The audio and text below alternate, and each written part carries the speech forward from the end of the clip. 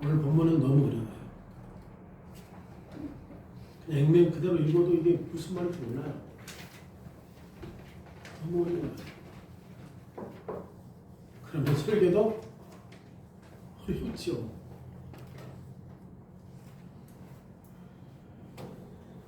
사랑하는 주 예수 그리스도의 해중이야. 사람은 동물과 다릅니다. 왜냐하면 사람은 생각하는 동물입니다. 사람은 수많은 이론을 생각해냈습니다. 사람은 수많은 해설을 만들어냈다라고 하는 것이 본문의 결론이에요. 사람은 인생 문제를 해결하기 위해서 합리주의, 실증주의, 실존주의, 비관주의 등을 생각해냈습니다. 사람이 실제 존재하는 것이나 사람이 어떻게 살아야 하는가에 대해서 이것저것을 만들어냈는데 거짓을 사실처럼 꾸며내서 설명하는 수많은 철학들을 만들어냈어요. 가장 지혜로운 사람 솔로몬은 해안에서 일어나는 일들을 이해하려고 시도했어요. 해안에서 일어나는 일들을 생각하는 것을 자기의 몫으로 받아들였어요. 이것이 솔로몬이 1장 13절에서 했던 말씀이죠. 1장 13절에서 뭐라고 얘기해요? 마음을 다하여 지혜를 써서 하늘 아래에서 행하는 모든 것을 연구하며 살핀즉 이는 괴로운 것이니 하나님이 인생들에게 주사 수고하게 한 것이다. 그러니까 그가 진짜 사람이 실존하는 게 뭐냐? 사람이 어떻게 행복하느냐? 사람이 어떻게 본질을 추구할 수 있느냐? 많은 것들을 생각했지만 그러나 모든 것을 연구하고 살펴보았지만 괴롭더라.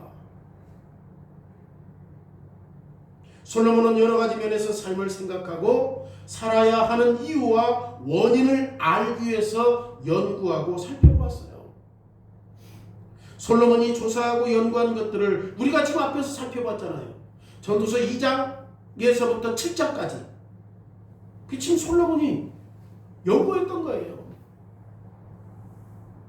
오늘 본문에서 솔로몬은 빈틈없이 살펴보고 분석했던 결론을 기록하고 있습니다. 최종적으로 솔로몬이 조사하고 분석한 내용이 29절에 나와요.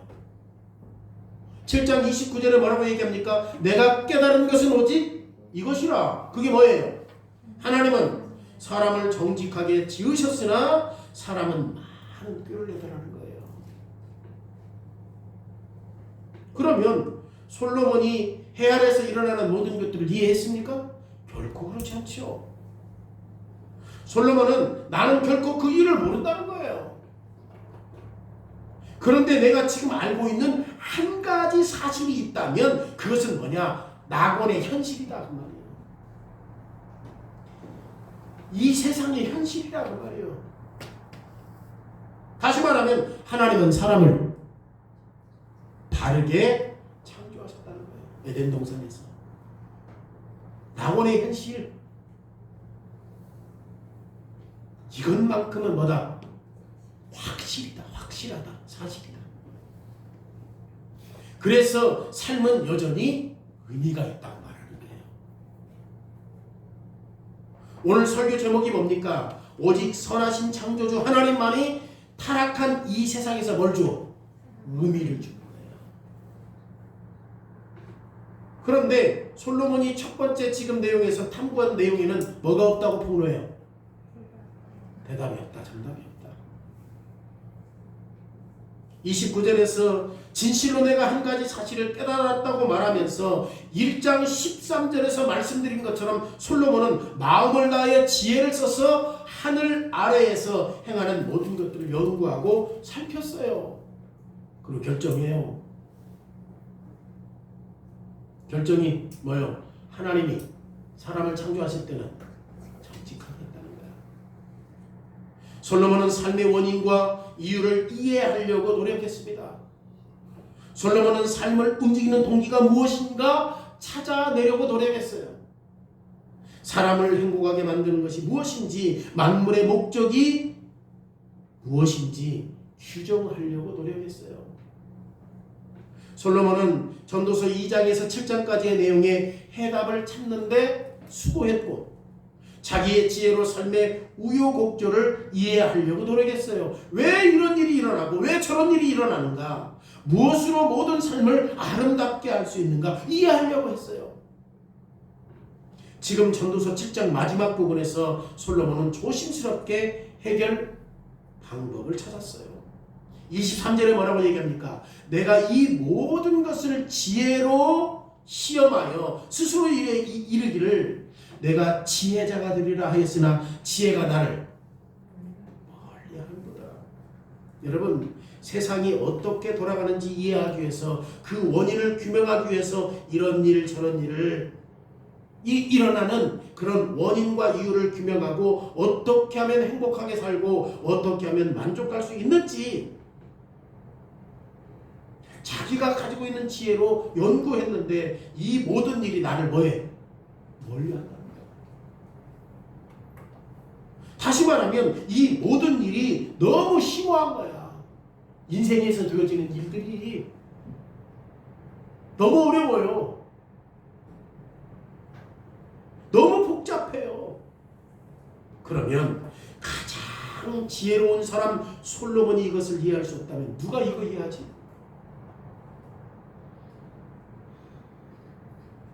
24절에 뭐라고 말해요? 솔로몬이 이미 있는 것은 또 깊고 깊보다.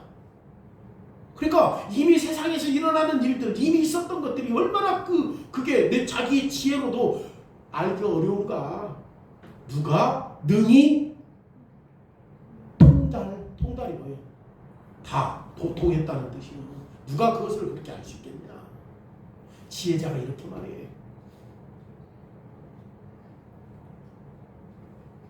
솔로몬은 삶의 원인과 이유를 이 땅에 있는 사람은 밝힐 수 없다는 것을 확신했어요. 그리고 25절에 뭐라고 얘기합니까? 내가 돌이켜 진심으로 지혜와 명철을 살피고 연구하고 악한 것이 얼마나 어리석은 것인가, 어리석은 것이 얼마나 미친 것인 줄을 알고자 했다는 거야. 지금 그런데 솔로몬은 이제 해가 저물 때에 뭐라고 말해? 뭐라고 말해? 두 손, 두 발 다 들었다. 도저히 일을 다 알 수 있다 없다? 알 수 없다. 오늘 우리 시로 말하면 인본주의 철학은 삶의 여러 가지 난제에 대해서 대답을 줄 수 있어요? 없어요? 없습니다. 인본주의를 아무리 고도하게 발달시켜서 이론과 철학을 만들어내도 근본적인 답 줄 수 없어요. 이 실존주의도 인생에 대한 답을 줄 수 있어요? 없어요? 없어요. 현대의 사조로 알려졌던 수많은 세계관들이 어려운 난제, 그 문제들에 대한 적절한 답을 줄 수 있어요? 없어요? 없어요. 포스트 모더니즘도 답을 줄 수 없어요. 이 모든 인생의 난제는 너무 심오해서 사람의 마음을 초월하고 있다고 솔로몬이 말해요. 사람의 지혜를 초월할 수 있다고 솔로몬이 말해요. 누군데? 그는 지혜자인데. 사실 인생의 난제는 철학이나 세계관이 수많은 세월 속에서 계속 변하는 이유잖아요. 어떤 사람이 인생의 답을 찾았어. 근데 그 이후에 그건 잘못되었다. 그러면 그 이론은 없어져 버리고 새로운 이론이 생기잖아. 그렇잖아요. 인생의 난제를 변화시킬 권리가 사람에게 없다. 지금 솔로몬이 이거 말이에요. 아무도 일어나는 모든 일을 이해할 수 없다. 삶에서 일어나는 모든 난제들에 대해서 답할 수 있는 사람은 없다. 사람들은 실제로 어떤 철학도 인생의 난제를 해결하기 위해서는 부족하다는 사실들을 알아야 된다. 근데 그 부족한 것을 알고 대안을 찾았어. 대안을 찾았는데 또 다른 이론이 생기면 어떻게 돼? 그 이론은 사장돼 버려요. 왜? 바꿔야 돼 또 그 이런 체계를. 그래서 인상파는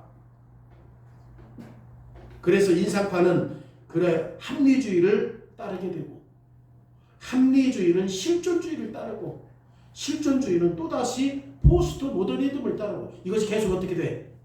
바뀐다는 거예요. 이 세상에 인생의 근본적인 난제, 그것을 알기 위해서 수없이 많은 인문학이 발달되고 철학이 발달해도 계속해서 정답을 주지 못하고, 그리고 오늘 갑자기 또 어떤 사람이 이론을 내면 그 튀어나온 이론으로 사람들이 몰두한다는 거야. 가장 지혜로운 사람 솔로몬은 성령의 인도하심 아래 이것이 내게서 멀다. 인생의 난제를 해결하는 것은 내게서 멀다. 너무 깊어서 깨달을 수도 없다. 누가 이것을 통달하냐. 결론을 내려요. 인생의 난제는 너무나 어렵고 힘들어요. 그럼에도 불구하고 지금 솔로몬이 인생의 큰 난제 속에서 하나의 패턴을 발견해요. 그런데 이 패턴이 솔로몬을 더 난처하게 합니다. 하나의 패턴을 발견했는데 그 발견한 패턴이 더 어려워. 두 번째 내용이 뭡니까? 솔로몬의 탐구는 하나의 혼란스러운 패턴이 있다는 것을 폭로해요. 자, 그러면 솔로몬을 난처하게 하고 솔로몬을 혼란스럽게 만든 패턴이 무엇입니까? 26절에 뭐라고 말해요? 마음은 올무와 그물과 같고 손은 호순과 같은 여인은 사망보다 더 쓰다는 사실을 내가 알아. 너무 어려워 이게 무슨 말인지 모르겠어. 국어를 잘하는 사람, 이게 무슨 말이에요? 무슨 말? 근데 더군다나 이 본문을 안 읽고 온 사람은 이게 더 힘들어요. 그래서 설교가 어려운 거야. 목사가 이 본문에 대해서 이야기하는데 어려워 이게. 지금 이 여인은 모든 죄인을 함정에 빠뜨린다는 거야. 이 여인이 남자들을 함정에 빠뜨린다니까. 그러니까 오직 하나님만이 간섭하실 때만 이 문제가 해결된다는 것을 솔로몬이 깨달은 거예요. 이 패턴이 너무 뭐라고 그래요 여기서 혼란스러워. 지금 여자들이 남자들을 족쇄를 쳐버려. 이게 너무 혼란스러워. 그런데 솔로몬이 깨달은 건 뭐야? 이건 누구만이 할 수 있다. 하나님만이 간섭할 때만 누구나 그 여자에게서 탈출할 수 있다는 거야. 그러면 솔로몬이 여자를 증오합니까? 아니잖아요. 솔로몬이 기록한 잠언에서 솔로몬이 여자에 대해서 어떻게 평가합니까? 잠언 14장 1절에 지혜로운 여인은 자기 집을 세운다. 그러니까 여자에 대해서 혐오하는 거예요? 아니지.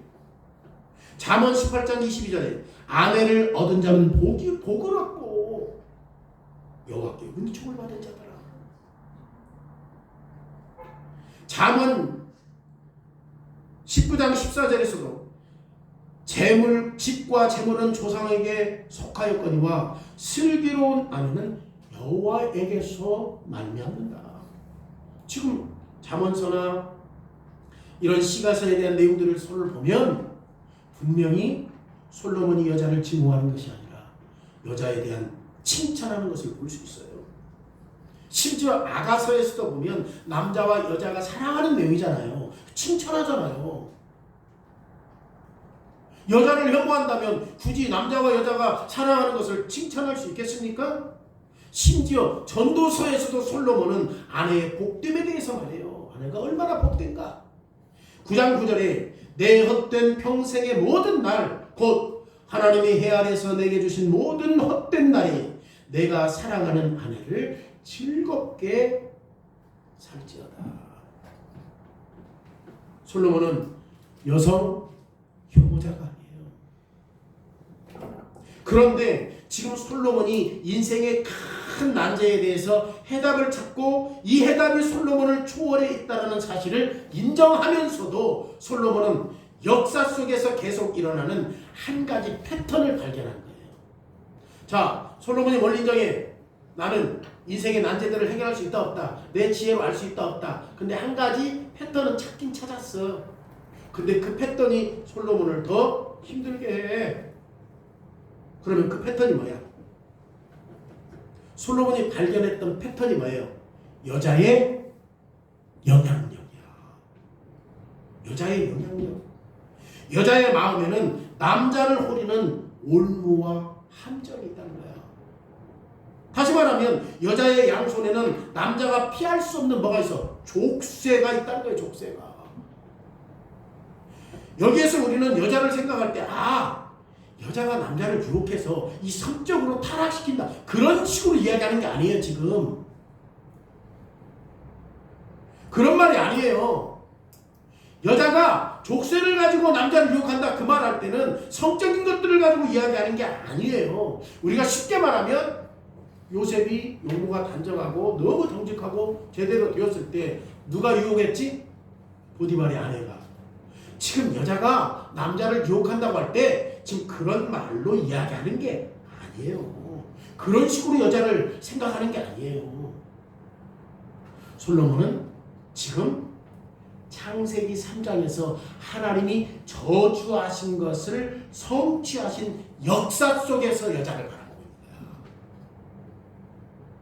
창세기 3장에서 하나님께서 여자를 저주했어요? 안 했어요? 저주했잖아요. 그 저주하신 것이 성취된 역사 속에서 여자를 바라보는 거예요. 그리고 이 저주가 얼마나 심각하게 피해를 주고 있는지를 지금 솔로몬이 보고 있는 거예요. 지금 저는 창세기 3장 16절에서 하나님이 여자에게 말씀하신 것을 말하고 있습니다. 자, 여기에 지금 솔로몬이 하나의 패턴을 발견한 게 뭐야? 여자의 영향력을 발견한 건데 그 영향력은 여자가 어떤 미모와 어떤 것들을 유혹해서 성적인 것들을 놓고 이야기하는 게 아니라 하나님께서 창세기 3장에서 뭐 하셨던 거? 저주하셨던 거에 대한 그것을 가지고 지금 패턴을 이야기하는 거예요. 여러분, 창세기에 죄로 타락한 이후에 하나님이 여자에게 어떻게 저주해요? 16절에 내가 내게 임신하는 고통을 크게 더하리니 네가 수고하고 자식을 낳을 것이다 라고 말씀한 후에 또 뭐라고 말해? 하나님이 여자에게 너는 남편을 원하고 남편은 너를 다스릴 것이다. 자, 여자는 남자를 돕는 배필로 창조하셨잖아요. 그래서 여자는 남편의 보호 아래서 한 자리를 차지하는 것을 즐거워해야 돼. 여자의 위치야. 그게 여자의 역할이에요. 남자는 지휘자로 세워주셨어요. 여자는 어떤 자로? 돕는 자로 세워주셨죠. 그럼에도 불구하고 성경은 둘 다 어떻다? 동등해. 동등해. 남자에게 지위를 줬고 여자가 돕는 자니까 여자가 남자를 무시하라거나 절대 그러지 않아요. 동등해요. 역할이 다른 거야. 동등해. 여러분, 인류가 최초 타락한 상황에서 여자의 행동을 한번 살펴보십시오. 타락한 상황에서 여자가 어떻게 행동해요? 여자에게 주어진 자리를 지키지 않아. 그리고 오히려 남자를 미혹하잖아요. 그래서 하나님이 여자에게 저주하신 거예요. 자, 너의 바람은 내 남편에게 있을 것이니 남편이 너를 주관한다라고 말하거든요. 여기서 지금 바람이 왜 바람? 그 여자가 바람 피웠다 그 말이 아니라 디자이어. 이 무슨 뜻이에요? 욕망, 욕구, 원하는 거. 여자가 원하는 게 이것은 다시 말해서 성행위를 가리키는 것이 아니라 여자의 마음속에 있는 바람, 욕망, 욕구, 원하는 것에서 지금 하나님의 마음에 뭐가 있어 지금? 하나님의 마음에는 성행위와 관련된 게 아니요. 창세기 3장 16절에서 그를 저주한 것이 그 내용이 아니요. 그래서 우리의 관심을 창세기 4장으로 다시 한번 가야 되는데 창세기 4장에서 하나님께서 말씀하신 의도를 알면 지금 창세기 3장 16절의 말씀도 이해할 수 있어요.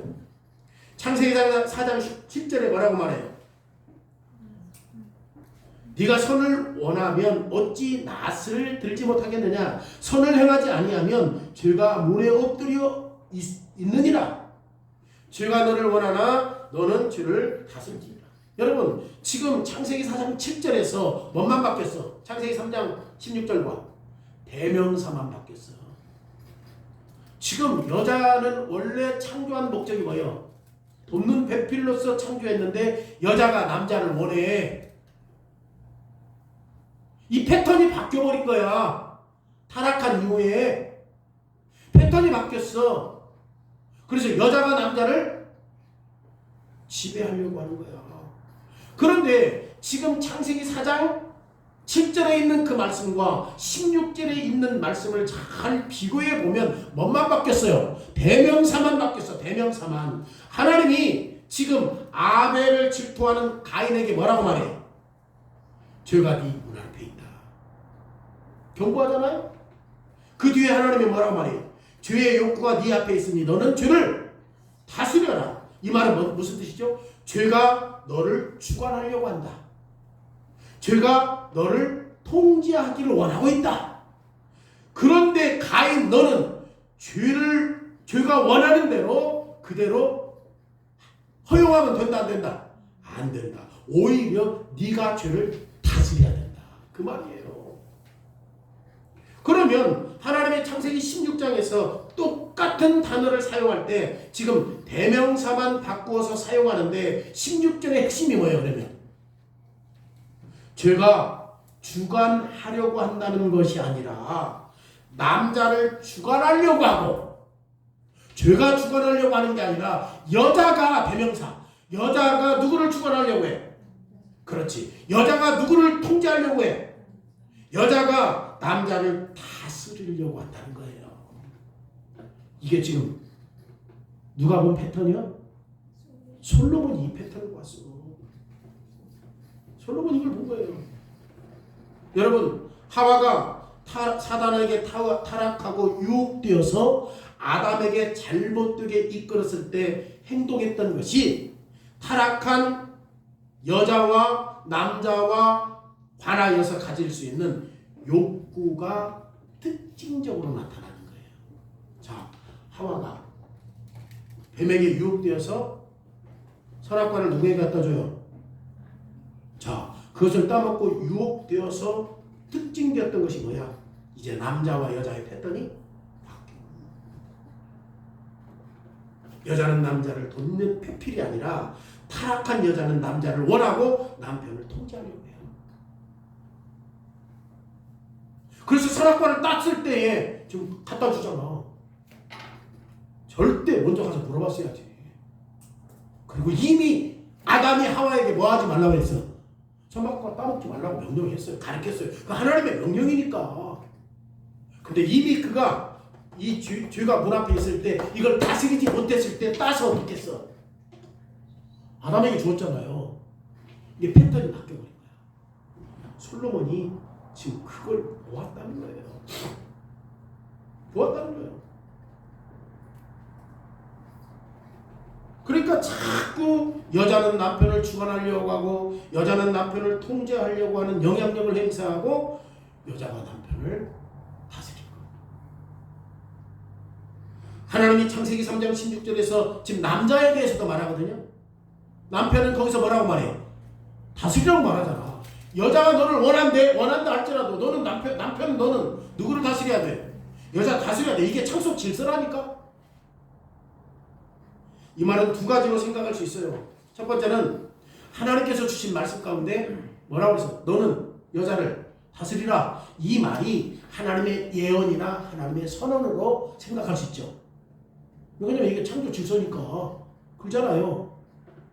근데 역사가 시작되면서 남자가 여자를 다스릴 것이고 남자가 여자를 주관한다는 내용으로 이 본문을 읽어야 되잖아요.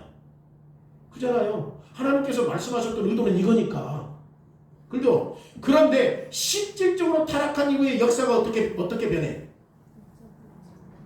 그렇지. 이 본문의 해석이 달라. 왜? 여자가 남자를 주관해버려. 여자가 남자를 다스려 통제해버려. 그렇잖아요. 왜냐하면 남자가 자기의 역할로 말미암아 여자가 계속해서 복종하고 순종할 수 있도록 했어요? 못했어요? 성공하지 못했어. 그래서 솔로몬은 본문에서 마음은 올무와 그물과 같고, 참 이런 단어가 어려워. 그리고 손은 뭐가 같아? 포승이 뭐예요? 포승줄 묶어버리는 거잖아요. 그것과 같다. 그게 누구요? 여자예요. 그 여자예요. 두 번째로는 지금 창세기 3장 16절 후반부에서 하나님이 뭐라 그래요? 하나님이 남자에게 주신 것은 뭐로 읽어야 돼 우리가? 하나님이 남자에게 주신 것은 뭐야? 여자를 다스리라는 게 뭐야? 이게 과업으로 읽어야 되잖아. 과업으로. 그렇잖아요. 일.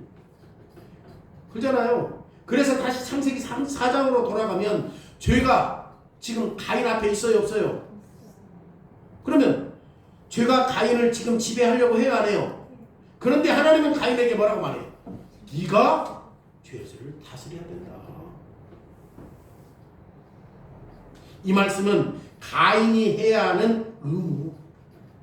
그러니까 창세기 3장 16절에 있는 남자의 역할이 뭐야? 하나님께서 이 세상에 그런 질서로 주었지만 또 하나는 네가 여자를 다스려야 된다라고 하는 것은 가인의 의무란 말이에요. 가인의 의무요. 왜냐하면 창세기 4장 7절에서 가인의 의무가 뭐야? 죄를 다스려야 되잖아. 그러니까 창세기 3장 16절에서도 지금 이 남자도 여자를 다스려야 될 의무가 있어요? 없어요? 그 의무다. 우리가 이 본문을 두 가지로 해석할 수 있다니까. 하나는 의무고 하나는 역사가 시작되면서 남자가 여자를 직접 다스려야 되고. 16절 후반부를 우리가 두 가지로 해석할 수 있어야 된다 그 말이에요. 비록 여자의 바람, 욕구, 욕망이 남편을 향해 있다 할지라도, 여자가 남편을 주관한다 할지라도 남편의 의무는 뭐냐? 여자를, 아내를 다스려야 된다. 남편이 아내를 다스리는 것은 태초의 창조 질서다. 하나님이 태초에 남자를 먼저 창조하셨다. 그 다음에 누구를 창조하셨어요? 여자를 돕는 배필로 창조하셨잖아요. 남자가 뭐야? 지도자예요. 신약 성경의 용어를 빌리면 남자는 여자의 뭐지? 머리요, 머리. 그러기에 남편이 방향을 잡고 남편이 지도력을 발휘하고 남편이 여자를 다스려야 되는 거예요. 그런데 하나님이 죄로 타락했을 때 반응했던 내용이 뭐냐고? 여자가 남편을 주관하려고 한다는 거야. 타락한 이후에 여자의 눈, 여자의 말, 여자의 몸짓을 통해서 남자를 주관하려고 할 것이다. 그러기에 남편은 자기 아내가 자신을 주장하려고 할 때 그냥 방치하면 안 되지. 그잖아요. 왜냐면 하나님의 방법은 뭐니까? 남자가 여자를 다스려야 하는 것이니까. 이것이 하나님의 창조 방법, 하나님의 법에 따르는 창조 남편의 의무예요. 그런데 죄로 인하여 타락한 결과를 보십시오. 비록 남편이 아내를 다스리려고 해도, 머리로서 역할을 하려고 해도 타락한 남편은 더 이상 아내를 다스릴 수 있는 역량이 없어요. 여자는 순종하고 복종해야 됩니다. 남편의 유익을 위해서 조력자가 되어야 합니다. 그런데 여자가 남편을 원하고 남편을 주관해요. 이것이 타락 위에 임한 하나님의 저주다. 남자는 여자를 다스려야 되고 아내를 지도해야 되고 아내의 머리가 되어야 하는데 타락한 이후에 남편은 너무나 약해진 거예요. 이것이 타락에 대한 하나님의 저주다. 하나님이 남자와 여자에게 주신 각자의 역할을 감사함으로 받아들이는 대신 역사는 어떻게 돼? 계속 남자와 여자 서로의 사이가 갈등과 불화로 이어져 가고 있는 거예요. 창세기 3장에서 하나님이 여자가 남편을 원한다라고 하는 이 저주는 창세기 지금 솔로몬이 오늘 본문 26절에서 기록하고 있는 그 내용이라니까. 26절에 뭐라고? 너무 어려워 이게. 26절에 마음은 올무와 금을 갖고 손은 포승과 같은 여인은 사망보다 더 쓰다는 사실을 내가 알았다. 그죠? 그러니까 이게 뭐야 지금? 창조 질서가 타락한 이후에 바뀌어버린 거야. 솔로몬이 이걸 깨달았다고 말이에요. 이걸 깨달았다고 말이에요. 창세기 3장에서 하나님이 여자가 남편을 원한다라고 하는 이 저주 26절에서 지금 기록하고 있는데, 그러면 솔로몬이 삶의 이 부침에 수많은 이유와 원인을 다 이해하고 있습니까? 정말 가장 지혜로웠던 솔로몬도 이해를 못했어요. 그런데 솔로몬이 한 가지 혼란스러운 패턴을 지금 관찰하고 있는 거예요. 하나 패턴, 이 패턴은 남자를 지배하려고 하는 여자의 노래, 그리고 여자를 저항하기에는 남자의 무력함, 이걸 관찰하고 있는 거예요. 솔로몬은 당시 주변을 살펴보았습니다. 오늘날도 우리의 주변 삶은 똑같아요. 다시 말하면 세계사에서는 의지가 굳고 고집센 여자와 활약한 남자에 대해서 수많은 신뢰들로 가득 차요. 예를 들면 우리나라에서 수많은 가정에서 남편과 아내가 하나님이 정해놓은 각자의 역할을 받아들이지 않기 때문에 파생되는 긴장, 불안을 얼마나 많이 경험하고 있는가. 오늘날 교회가 왜 오늘날 가정이 싸워? 질서대로 안 하니까 그렇지. 그렇잖아요. 남자는 남자로서의 역할을 못하고 아내는 아내의 역할을 못하는 거야. 그래서 늘 가정이 뭐가 있어? 불화, 그리고 불평, 긴장, 파산 계속되는 거예요. 여러분, 세계 역사 속에서 얼마나 많은 클레오파트라와 가이사가 있습니까? 클레오파트라 그 미모로 남자들을 훌려버리고, 가이사는 수없이 많은 여자들 때문에 망하고, 세계의 역사 속에서 얼마나 많은 김건희와 윤석열이가 있냐고. 이런 패턴은 항상 반복되는 헐리우드 영화 속의 소재에 불과한 건가? 아니다. 이게 실제다. 여자의 마음이 올무와 금을 갖고 여자의 양손은 포승줄과 같은 여인들을 통해서 남자를 지배하고 남자를 통제하려고 하는 이 여자들 속에서 수많은 비극이 세상 안으로 들어왔다. 여자들의 삶 속에서 남자들은 너무 약해서 저항할 수도 없고, 남자들이 올무와 그물에 걸리는 것을 막을 수도 없고, 여자에게서 단 한 번도 피할 수가 없다. 솔로몬이 이거 본 거예요. 솔로몬은 여자의 올무에 걸린 첫 번째 본복이요. 솔로몬 여자가 몇 명이요? 1000명이요. 300명의 부인과 700명의 후처들이 있었어요. 후궁들이 있었어. 솔로몬이 첫 번째 본복이라니까, 여자의 올무에 걸린 게. 그래서 남자와 여자 서로가 이런 불화와 반목, 다시 말해서 남자와 여자의 전쟁이라는 제목 하에 유구한 역사가 계속되고 있다. 그리고 솔로몬은 이 패턴이 뭐라고 말해요? 사망보다 더 쓰다는 것을 알아요. 26절에 사망보다 더 쓰다. 여러분, 에덴 동산에 주신 역할이 왜곡되었기 때문에 여자는 돕는 배필이 되는 것을 거부하고 남자는 여자를 다스리는데 무능함이 수많은 비참을 이 세상으로 끌어들이겠다라고 말합니다. 주인들이여, 하나님이 자비를 베풀어 주지 않는 한 남자는 여자에 의해 올무와 그물에 걸려들 것이다. 그리고 남자는 결국 어리석은 짓을 하게 될 것이다. 이것이 지독하게 혼란스러운 패턴이라고 지금 솔로몬이 말하는 거예요. 너무 혼란스러워 이게. 그러면 솔로몬이 이 모든 것이 아무런 의미가 없다고 결론합니까? 우리는 솔로몬이 기록한 전도서에서 강력한 주제가 뭐야? 헛되고 헛되니 모든 것이 헛되다. 자, 그 내용을 우리가 반복해서 사용했다라고 하는 것 때문에 이것도 지금 헛되구나 라고 생각할지 몰라요. 그런데 지금 솔로몬은 인생의 어려운 문제의 의미를 찾을 수 없다고 말하면서 솔로몬이 역사 속에서 보았던 패턴, 남자와 여자의 대결은 지극히 혼란스러운 것이다 라는 것을 알았음에도 불구하고 솔로몬은 본문에 있는 말씀으로 결론 맺어요. 29절에 뭐라고 말해? 내가 깨달은 것이 이것이다. 하나님이 사람을 정직하게 지으셨으나 사람이 많은 뼈를 낸 것이다 라고 말합니다. 그 세 번째 내용이에요. 뭐예요? 솔로몬이 지금 연구하는 것은 뭘 결론으로 맺나요? 하나님의 사역을 끊어요. 자, 29절에 보십시오. 하나님은 사람을 어떻게 지었어요? 그렇죠? 이 말이 무슨 뜻이야? 창세기 1장 마지막에 보면 하나님께서 사람을 딱 만들어 놓고 6일 동안 창조하신 다음에 하나님께서 자기 자신을 평가하죠?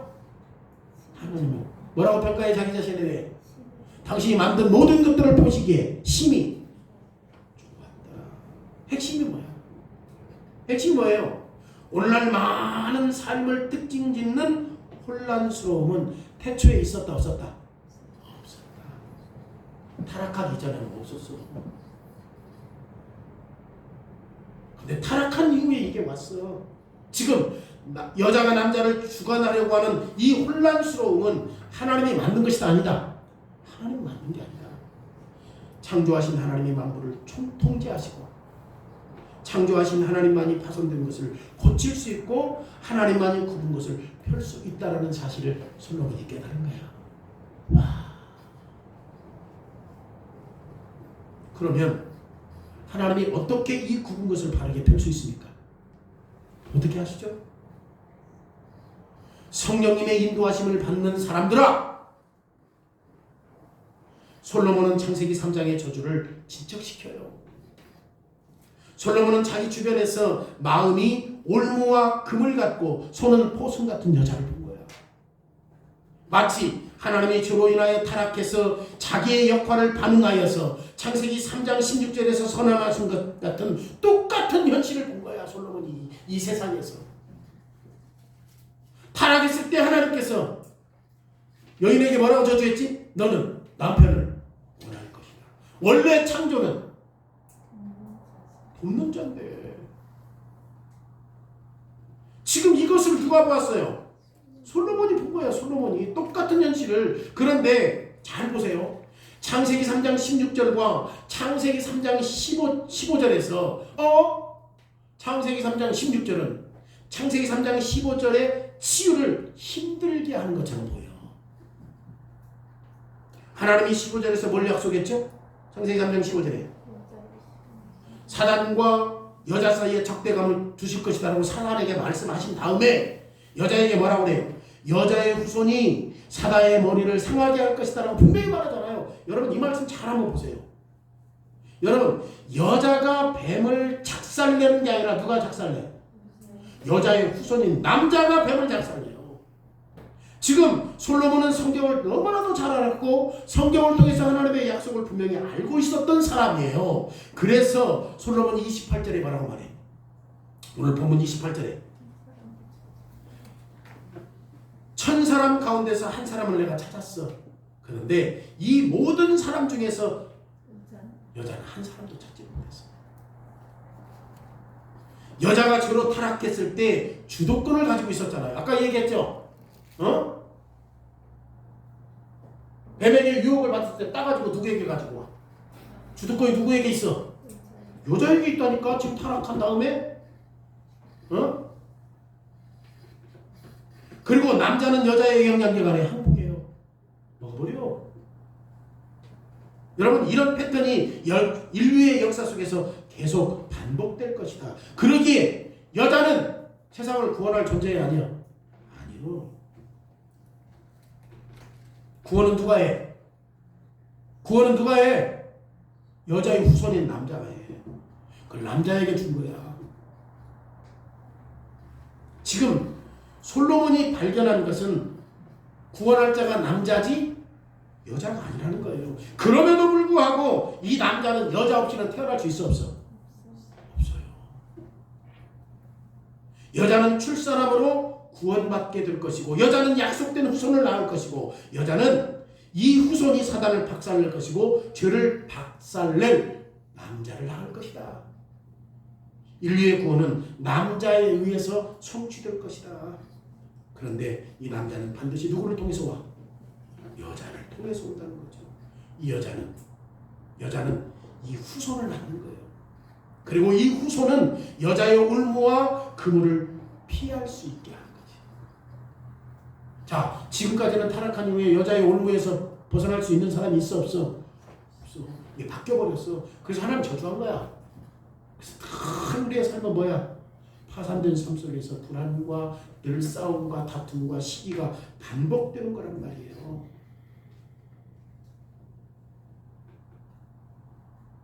피할 수 없어요.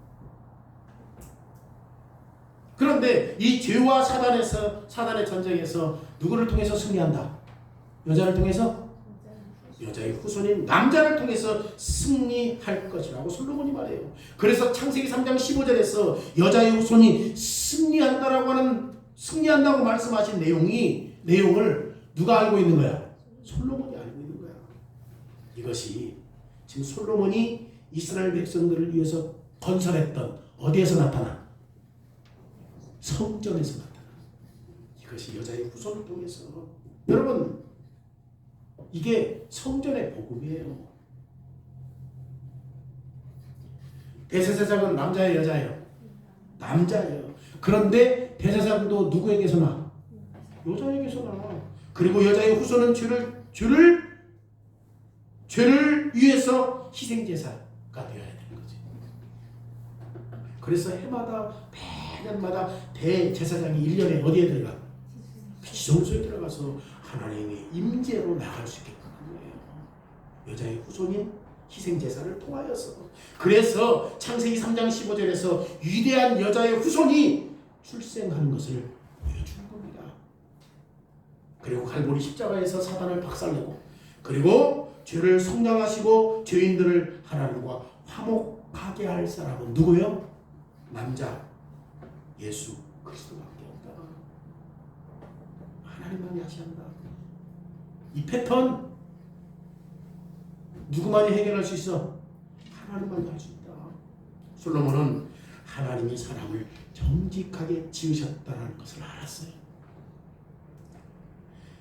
하나님은 창세기 3장 16절에서 지금 저주를 작정하셨고, 죄로 타락한 이후까지 지금까지 너무나도 지독하게 이 세상에서 일어나는 수많은 일들에 대해서 영향력을 끼쳤던 남자와 여자의 패턴이 바뀌었다는 사실들을, 하나님께서 저주하신 이 전쟁에서 계속되고 있다는 사실들을 안 거예요.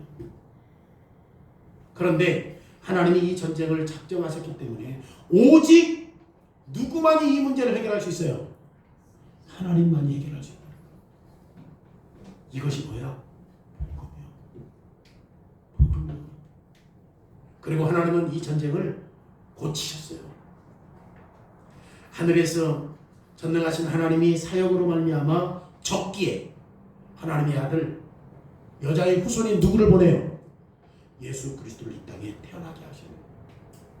여자의 후손은 참 사람이었습니다. 그러기에 모든 사람이 유혹을 받은 것처럼 여인의 후손도 유혹을 받아요, 안 받아요? 받아요.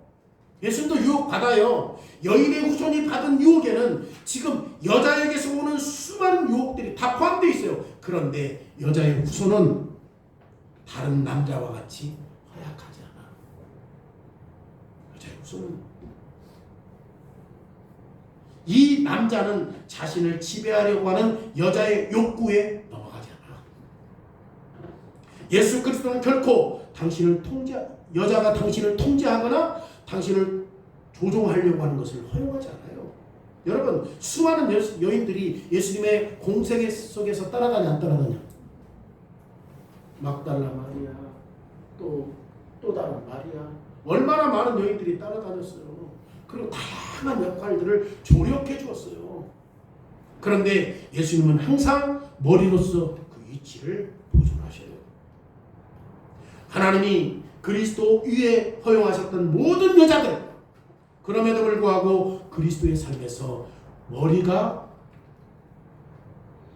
여자가 머리가 아니라 오직 여자는 돕는 배필로서 그 위치를 지켰다는 사실이에요.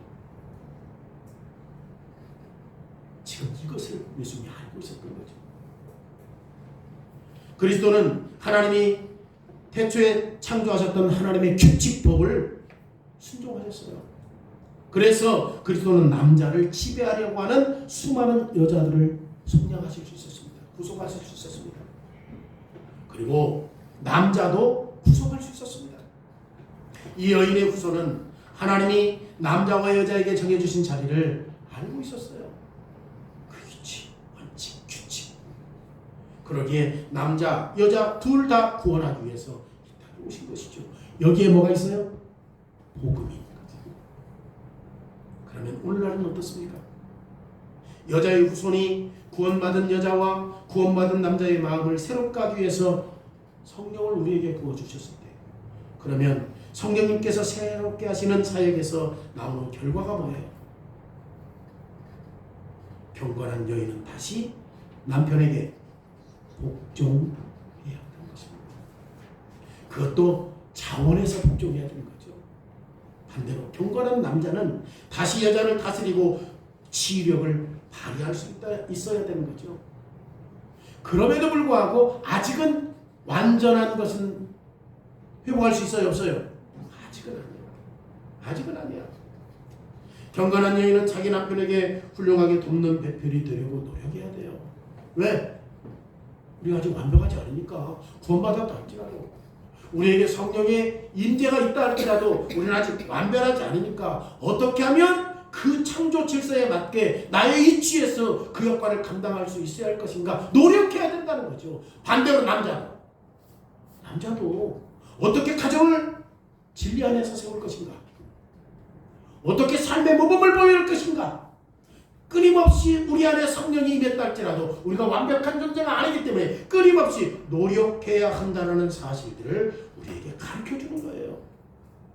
그래서 바울이 예배소 교회 자매들에게 이렇게 이야기하는 거예요. 그리고 모든 세계에 있는 자매들에게 이렇게 말해요. 교회가 그리스도에게 하듯이 자기 남편에게. 교회가 그리스도에게 어떻게 해요? 머리니까 온전히 순종하잖아요. 그렇게 하라는 거예요. 그렇게 하라는 거예요. 여자의 후손의 피를 통해서 구원받은 여인들은 지금 창세기 2장, 타락하기 이전 창세기 2장의 현실과 더불어서 이제 살아갈 수 있게끔 해야 된다. 왜 그래요? 그리스도께서 우리를 구원하셨고 우리에게 성령을 부어주셨기 때문에 새로운 삶을 살아가는 창세기 2장으로 돌아갈 수 있어야 하기 때문에, 그러나 아직 완전한 것이 아니기 때문에 우리는 계속해서 노력해야 되는 거지. 계속해서 그런 통제하려고 하는 것과 싸워야 되는 거지. 그렇잖아요. 다시 말하면 하나님이 여인들을 회복시킨 그 자리를 지켜야 된다는 거예요. 그렇게 한다면 여인들은 하나님의 나라에서 정말 아름다운 꽃이 필 것이다. 그리고 경건한 남편도 자원해서 노력해야 된다. 왜냐하면 죄를 짓고 난 다음에 그 무능함으로 말미암아 그 위치를 상실해버린 거잖아요. 남자도. 그런데 이제 예수 그리스도의 구속의 역사로 성령을 우리에게 덧입혀 주셨고 선물로 주셨기 때문에 우리는 성령의 인도하심을 통하여서 끊임없이 그 위치에서 훌륭한 지도자가 되기 위해서 가정을 바르게 세우기 위해서 노력해야 한다는 사실들을 가르쳐주는 거예요. 그리스도가 교회를 사랑하신 것처럼 심지어 아내를 위해서 자기 생명을 내주었잖아요.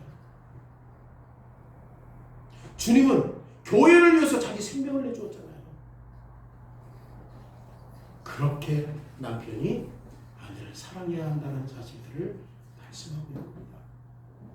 아내를 억압하거나 아내를 갈취하는 건 쉬워요.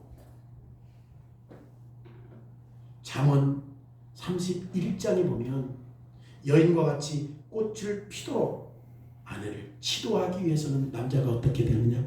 겸손해야 돼. 진짜 아내가 꼭 꽃을 피울 수 있게끔 하려면, 현숙한 여인이 되게끔 하려면 남편이 얼마나 겸손해야 되는지를 잠언 31장에서 우리에게 교훈해요. 그리고 우리는 성경적인 지혜가 필요해요. 그럼에도 불구하고 남편과 아내 두 사람 사이에 시작은 누구부터 시작해요? 성령부터 시작해야 돼요. 성령부터 시작하지 않으면 우리는 여전히 뭐가 있기 때문에, 죄된 본성이 있기 때문에 이 바뀌었던 패턴으로 돌아가서 늘 상대방을 지적하고 막 주도권을 잡으려고. 지금 거의 다 주도권 잡혔을걸? 우리 교회 가정은 안 그렇습니까? 세상 다 그러고 가고 있잖아. 거꾸로 가고 있잖아.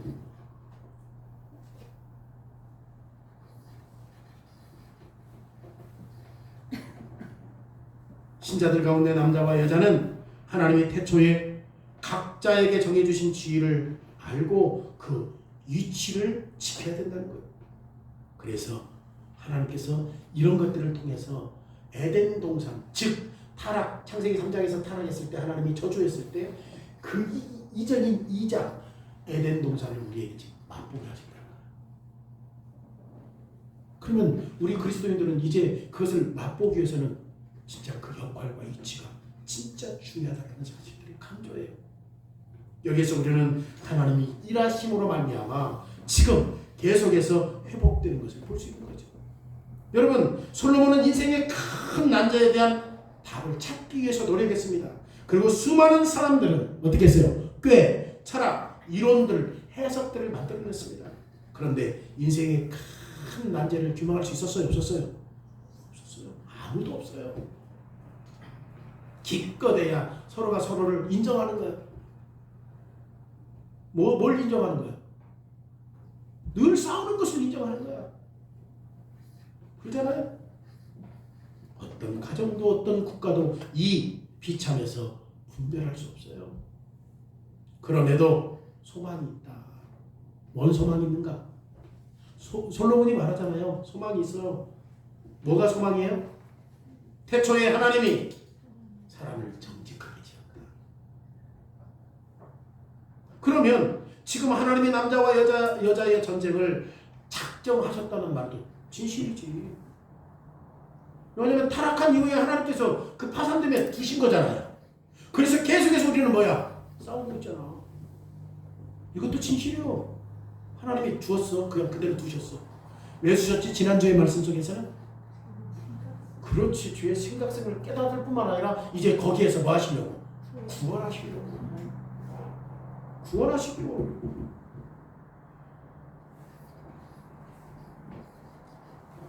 하나님이 여자의 후손을 통해서 일하신, 그리고 승리하실 거에 대해서 지금 말씀하기 전에 하나님께 뭘 먼저 줬어? 저주 먼저 줬어. 저주. 파산된 세상. 뭐야? 패턴이 어떤 패턴이야? 여자가 남자를. 지금 그런 세상 됐잖아요. 여자가 위에 있는 세상 아닙니까?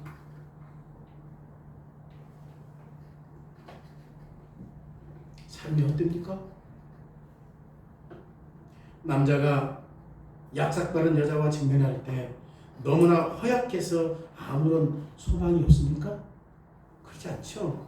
하나님의 말씀을 통해서 여자는 자기가 낳은 그 후손을 통해서 구원받고, 그리고 남자도 여인의 후손을 통해서 구원받는다는 사실들을 지금 누가?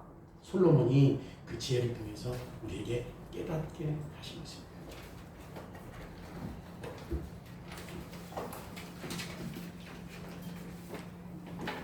시편 2편